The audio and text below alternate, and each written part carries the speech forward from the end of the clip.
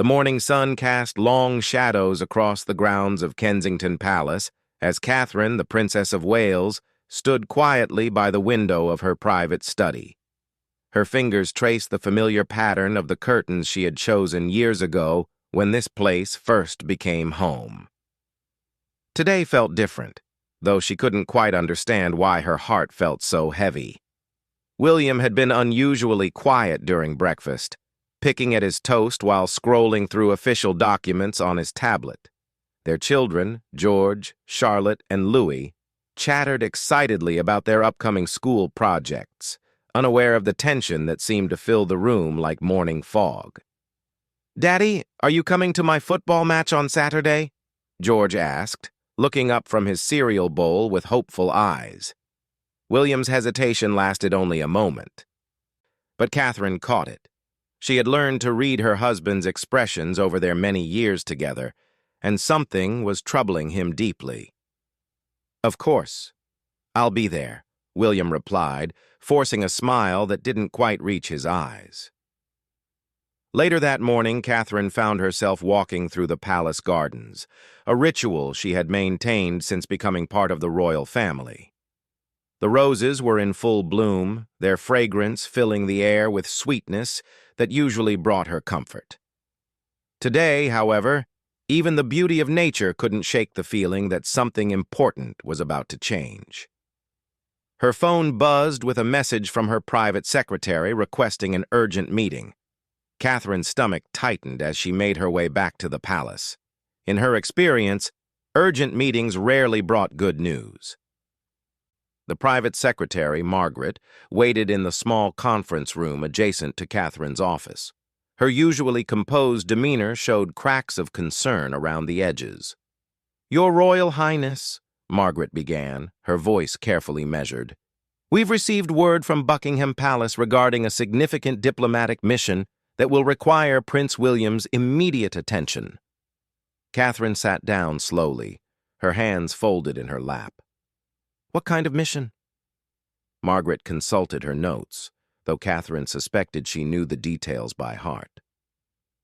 "There's been a developing situation in the Commonwealth realms. Several nations are requesting direct intervention from the royal family to help mediate ongoing political tensions. The Foreign Office believes Prince William's presence could be crucial in maintaining stability." The words hung in the air like a death sentence. Catherine had always known that duty would sometimes pull her husband away from their family, but she had hoped those times would become less frequent as their children grew older. "How long?" Catherine asked quietly. "The initial commitment is 6 months, but depending on the complexity of the negotiations, it could extend to a year or more." Catherine felt the world shift around her. 6 months without William. 6 months of raising 3 young children essentially alone while maintaining her own royal duties. 6 months of empty spaces at the dinner table and cold sheets at night. "When does he leave?" Margaret's voice became even softer. "Next week." That evening, Catherine waited until the children were asleep before approaching William in his study. He sat behind his desk, staring at official papers without really reading them. When he looked up at her, she could see the same pain reflected in his eyes that she felt in her heart. "Margaret told me about the mission," Catherine said, settling into the chair across from his desk. William pushed the papers aside and rubbed his temples. "I've been trying to find a way to refuse it, but there really isn't one. The situation is more serious than what they're telling the public." Catherine reached across the desk and took his hand. His fingers were cold, despite the warm evening air coming through the open windows. "Tell me what's really happening." William squeezed her hand gently. "There are 3 Commonwealth nations on the verge of leaving the Commonwealth entirely. If they do, it could start a domino effect that destroys everything my grandmother and father worked to build. The Prime Minister believes my presence might be the only thing that could convince them to reconsider." Catherine understood the weight of legacy that pressed down on William's shoulders. She had seen how seriously he took his responsibilities, how he agonized over every decision that might affect the future of the monarchy. I know you have to go, she said finally. I don't want to leave you alone with everything here. The children, your engagements, the constant scrutiny from the press. It's too much for one person. Catherine smiled sadly. I've been preparing for this my entire adult life, haven't I? This is what we signed up for when we chose this life together. They sat in comfortable silence for several minutes, both lost in their own thoughts about the challenges ahead. Outside, the evening sounds of London created a familiar symphony that had become the soundtrack of their life together. How do we tell the children? William asked eventually.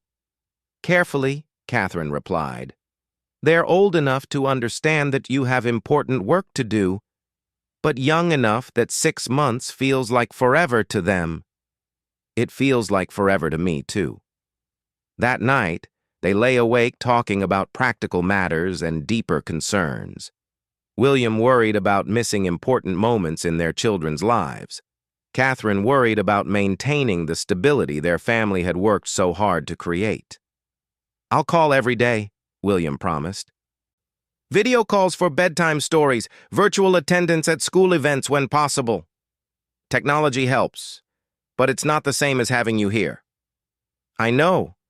I wish there was another way. The next few days passed in a blur of preparation and quiet moments, stolen between official duties. Catherine watched William pack his formal wear and casual clothes, creating neat piles that represented months of separation. She helped him organize his travel documents while fighting back tears that threatened to spill over.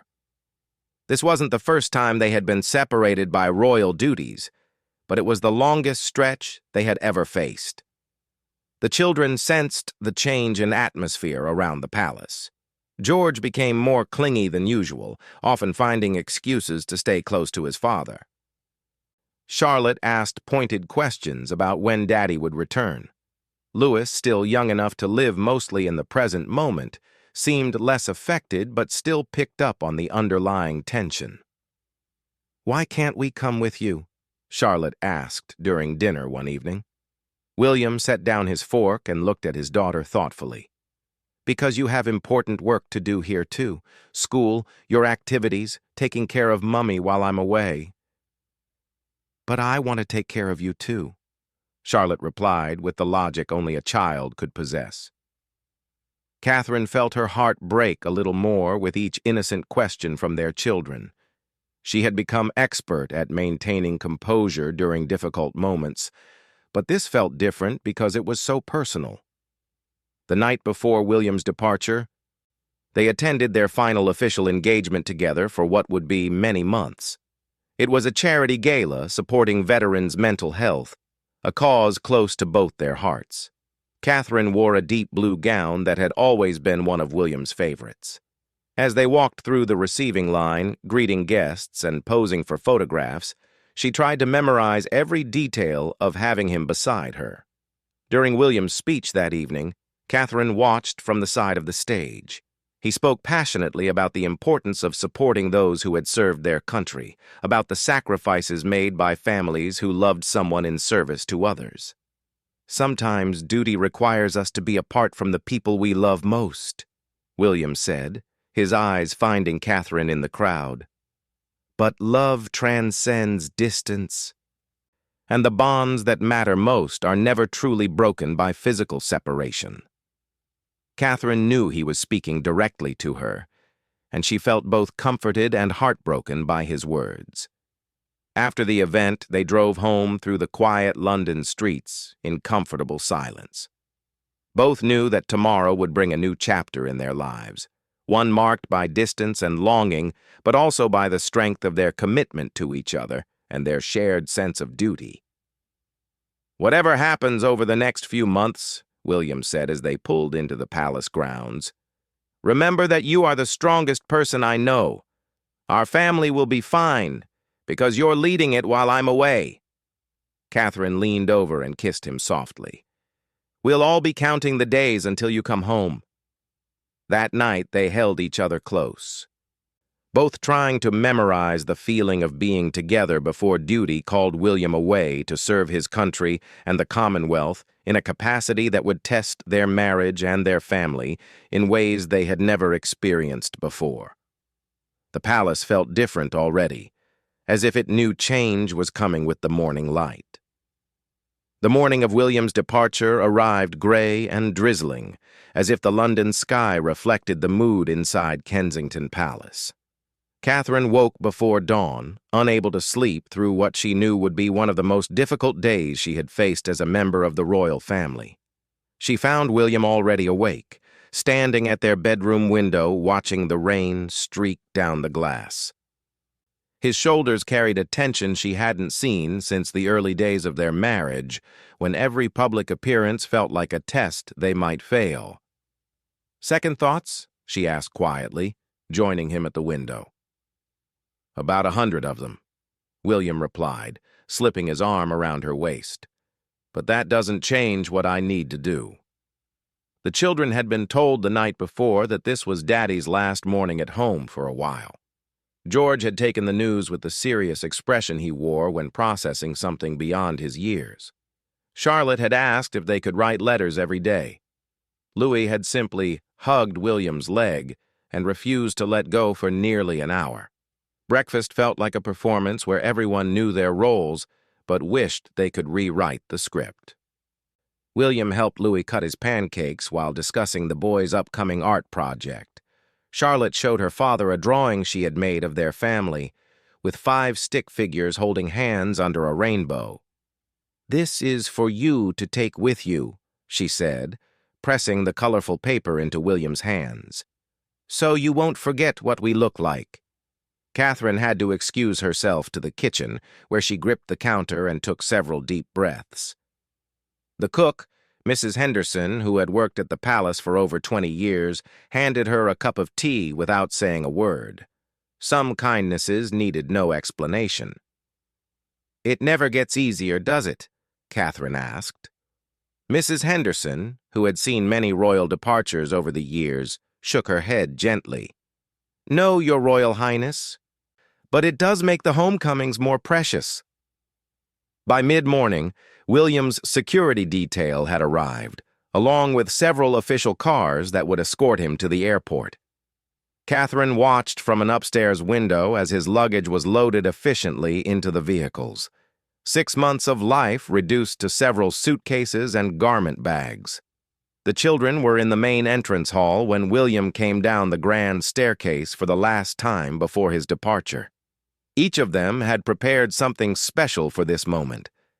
George had written a letter in his careful handwriting, promising to take care of the family while his father was away. Charlotte had made a bracelet from colorful beads that spelled out "Daddy" in uneven letters. Louis had chosen his favorite small toy car to give to William, explaining that it would help him remember to come home. "I want you all to remember something important," William said, kneeling down so he was at eye level with his children.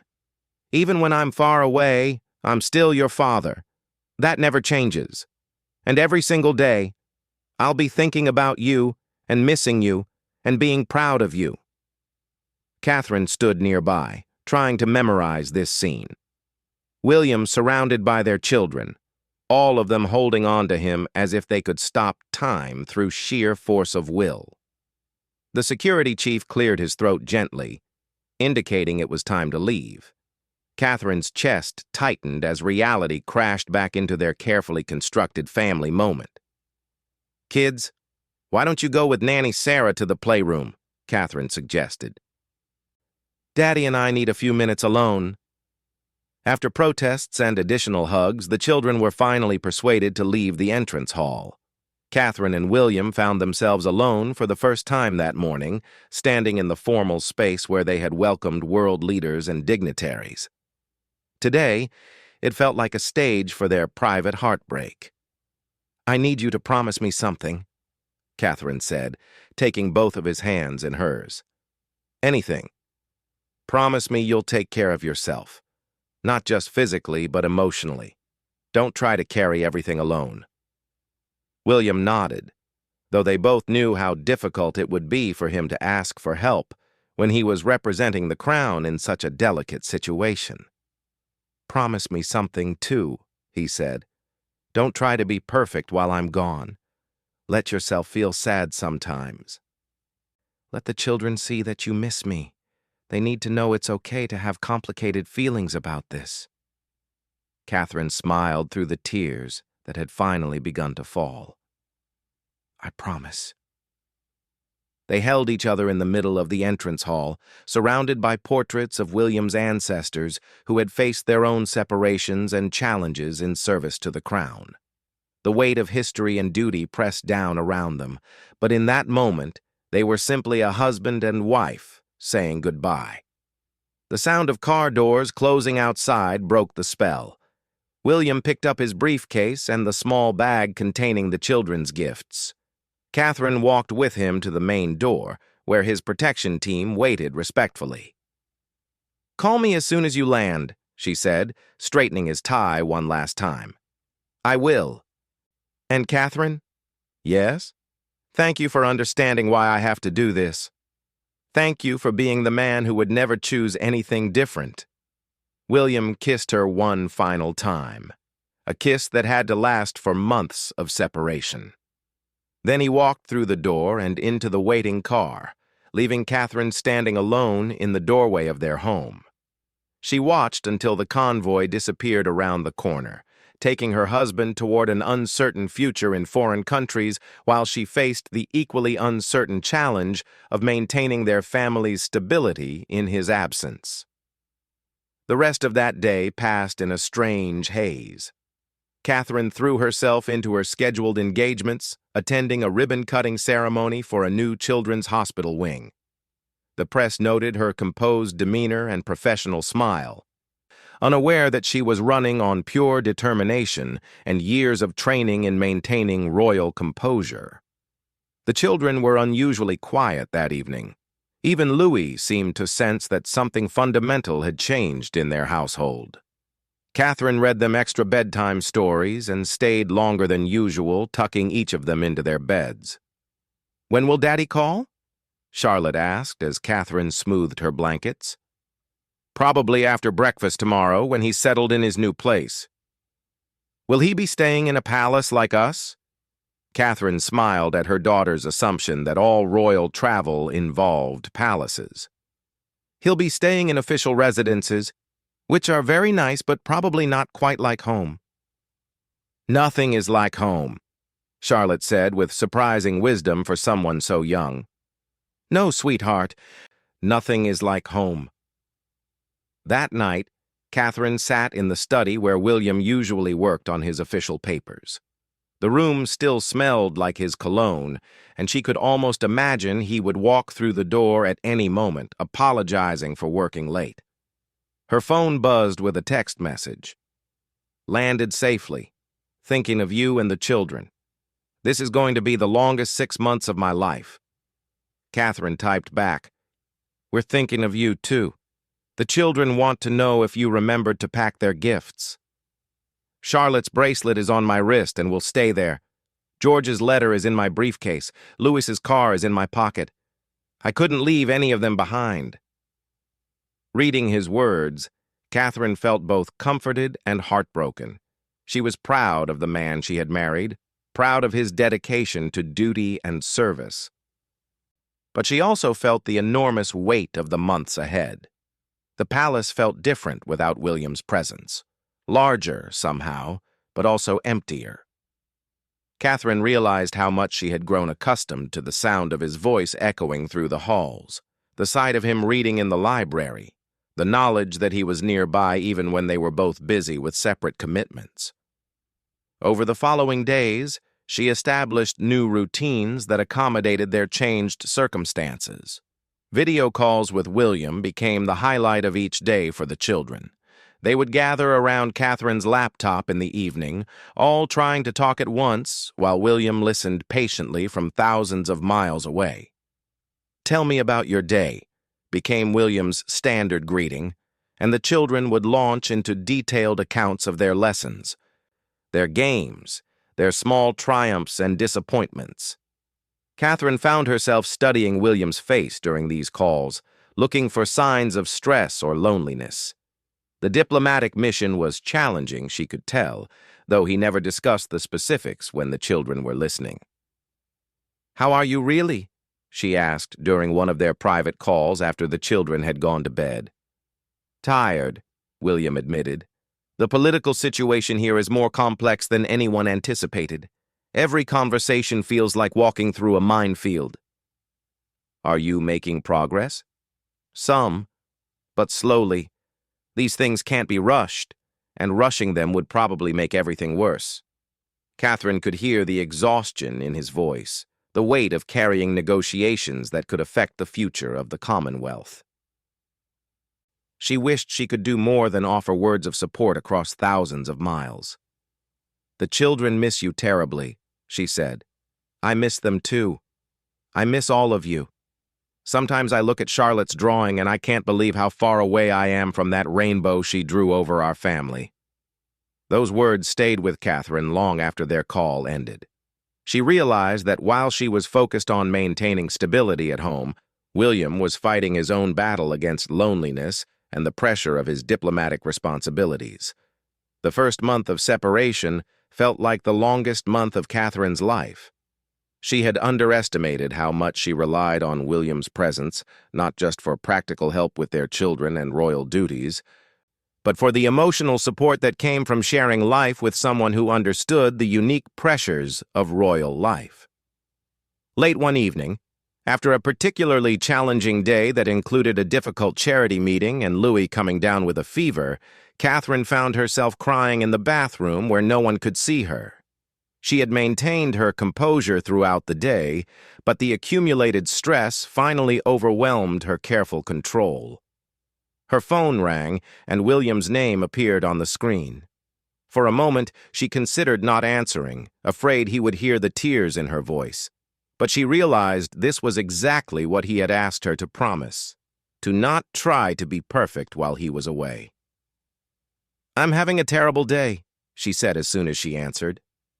"Tell me about it," William replied.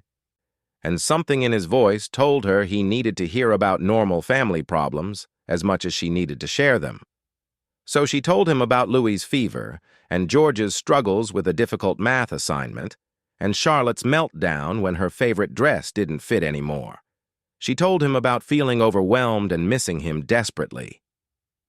"I wish I could be there to help," William said when she finished. "I wish you could too, but somehow just telling you about it makes it feel more manageable." "Even when I can't fix anything?" "Especially then, because you understand what it's like to carry this life, and I don't have to explain why something small feels so overwhelming when you're already stretched thin." That conversation marked a turning point in how they navigated the separation.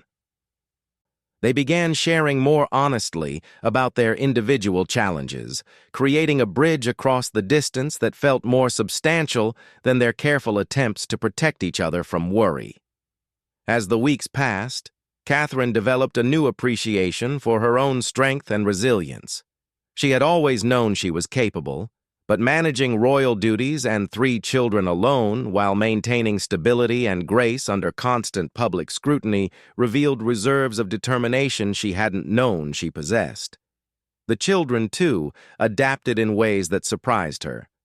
George took on additional responsibilities around the house with serious dedication. Charlotte became more independent and helpful with Louis. Even Louis seemed to mature slightly, as if sensing that everyone needed to contribute more during their father's absence. But no amount of adaptation could fill the William-shaped hole in their daily life. And as Catherine marked off days on the calendar, she wondered how much longer their family could stretch across such distance before something fundamental began to crack. 3 months into William's mission, Catherine received a call that changed everything. She was in the middle of reviewing speech notes for an upcoming engagement when her private secretary knocked urgently on her study door. "Your Royal Highness, I have Prime Minister Blackwell on the line. He says it's extremely urgent regarding Prince William." Catherine's heart stopped. In her experience, urgent calls from the Prime Minister were never good news. She took the call immediately, her hands trembling slightly as she lifted the receiver. Catherine, I'm calling to inform you that there's been an incident during William's mission, the Prime Minister said without preamble.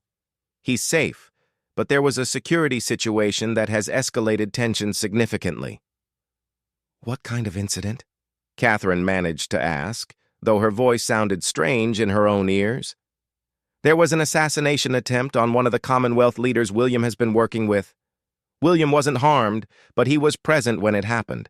The political implications are severe, and we may need to extract him immediately for his safety. The world seemed to tilt around Catherine. She had always known that William's work carried risks, but the reality of hearing about an actual threat to his safety made her legs weak. Is he really safe? She asked. He's in a secure location with full protection.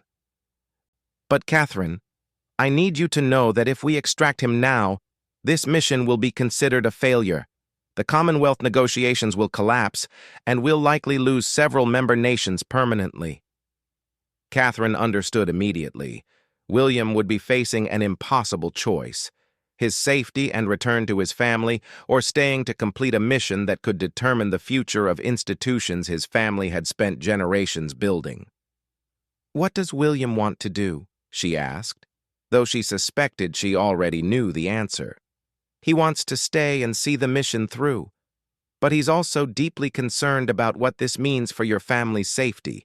If he stays, you'll all need enhanced security protection. After ending the call, Catherine sat alone in her study for nearly an hour, trying to process what she had learned.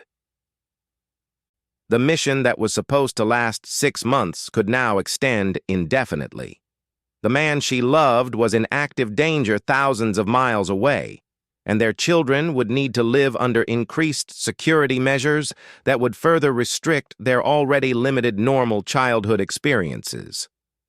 When William called that evening for their usual family video chat, Catherine struggled to maintain normalcy for the children's sake. They chatted about school and friends and weekend plans while Catherine studied her husband's face for signs of stress or fear.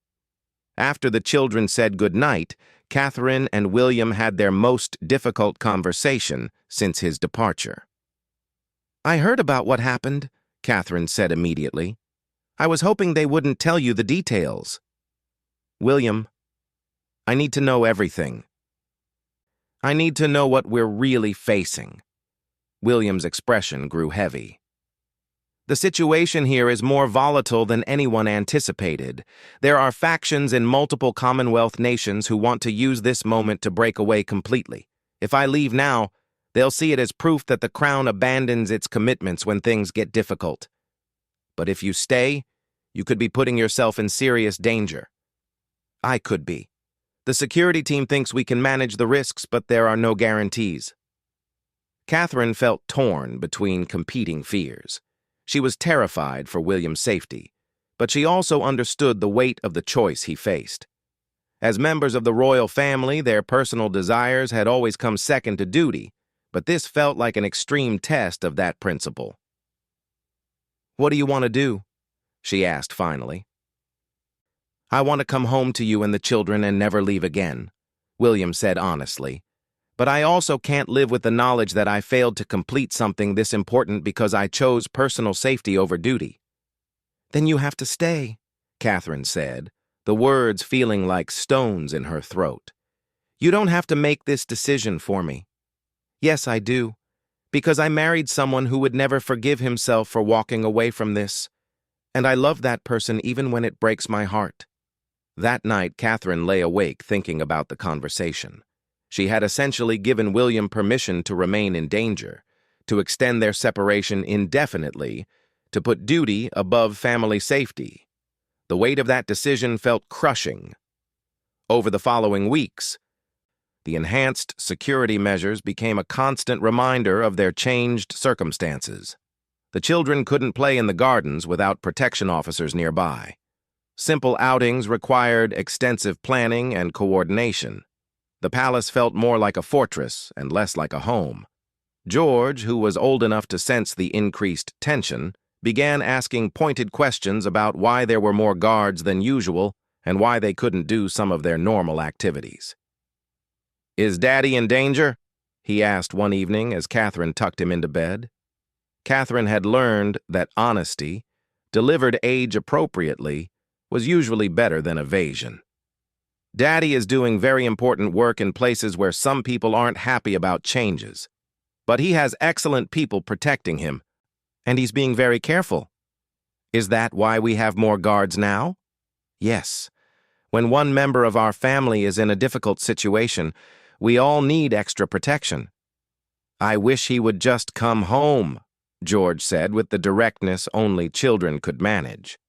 So do I, sweetheart. So do I. The 4th month of William's absence brought unexpected news. One of the Commonwealth nations he had been working with announced they were remaining in the Commonwealth after successful negotiations.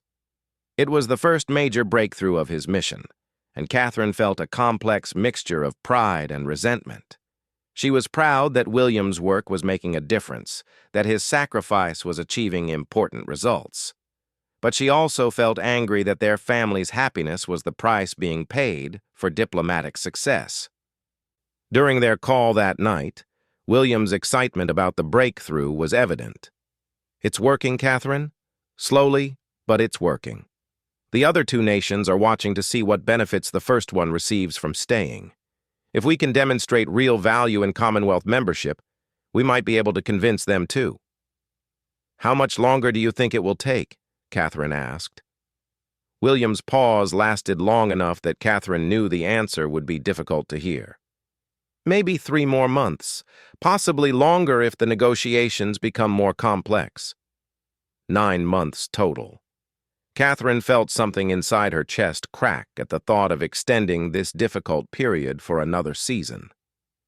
The children are starting to struggle more, she said. Louis keeps asking when you're coming home. And I'm running out of ways to explain why you can't give him a specific date. I know this is incredibly hard on all of you. It's hard on you, too. You look exhausted every time we talk. I am exhausted. But I'm also closer to success than I've been since I arrived. If I can hold on a little longer, I might be able to come home having accomplished something really significant. Catherine understood the weight of that possibility. Success in this mission wouldn't just mean William could return home. It would mean their months of sacrifice had contributed to preserving institutions that mattered to millions of people across the Commonwealth.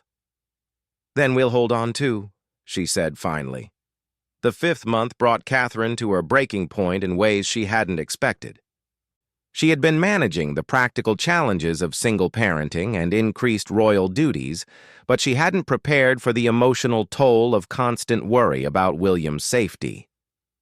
Every news report about political instability in Commonwealth nations made her anxious. Every delayed phone call made her imagine worst-case scenarios. Every night, she fell asleep wondering if something could happen to William that would mean he never came home at all.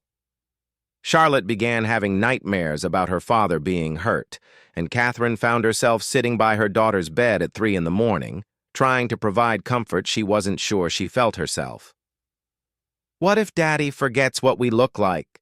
Charlotte asked during one of these middle-of-the-night conversations. "Daddy could never forget what you look like," Catherine assured her. "You're the most important people in his whole world. But he's been gone for so long." Catherine felt that truth like a physical pain. William had been gone so long that Louis had grown noticeably taller, George had lost a tooth, and Charlotte had learned to ride her bike without training wheels. Important moments were happening without him, and no amount of video calls could fully bridge that gap. "I know it feels like forever," Catherine said, smoothing Charlotte's hair. "But Daddy is working hard to finish his job so he can come home to us." "Promise?" Charlotte asked. "I promise," Catherine said, hoping desperately that she wasn't making a commitment she couldn't keep. The breakthrough came in the 6th month, earlier than expected. Catherine was reviewing plans for a charity polo match when Margaret knocked on her study door with an expression Catherine had never seen before. "Your Royal Highness, I have Prince William on the line with extraordinary news." Catherine took the call immediately, her heart racing with possibilities both wonderful and terrible. "Catherine, I'm coming home," William said without preamble. "What?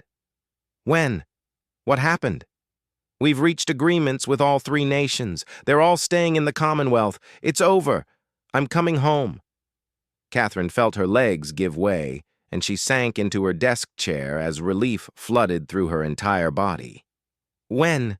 she asked again, barely able to process that their ordeal was ending. "I'll be wheels up tomorrow morning. Home by dinner tomorrow night." Catherine began crying before she even realized it, months of held-back emotion finally releasing in great heaving sobs. "Catherine, are you all right?" "I'm perfect," she managed between tears. "I'm absolutely perfect. The children are going to be over the moon. I can't wait to see all of you. I can't wait to hold you.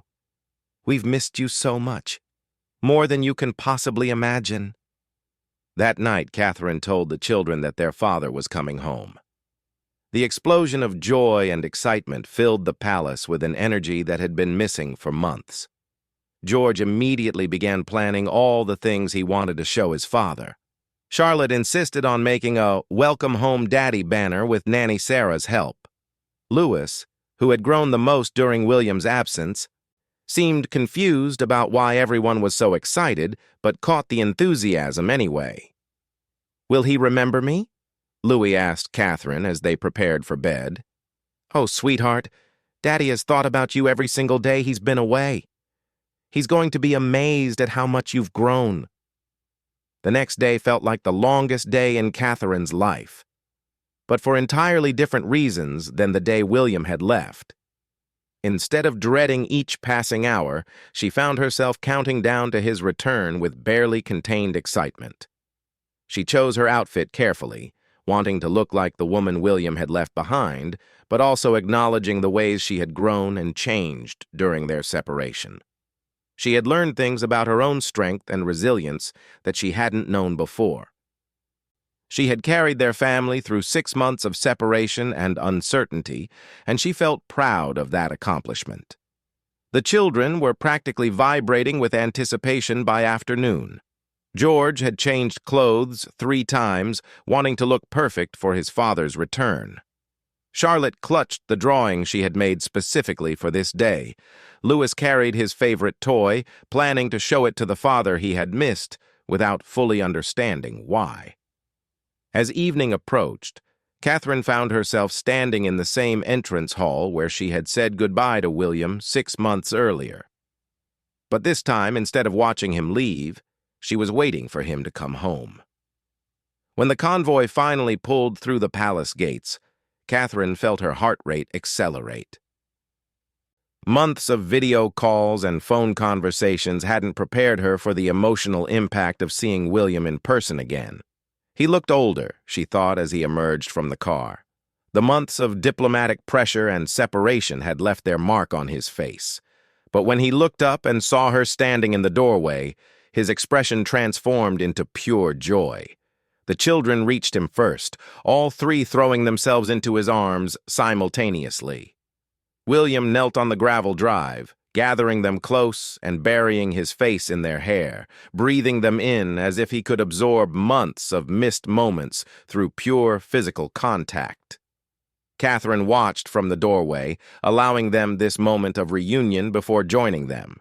When William finally looked up at her over the children's heads, she saw tears in his eyes that matched her own.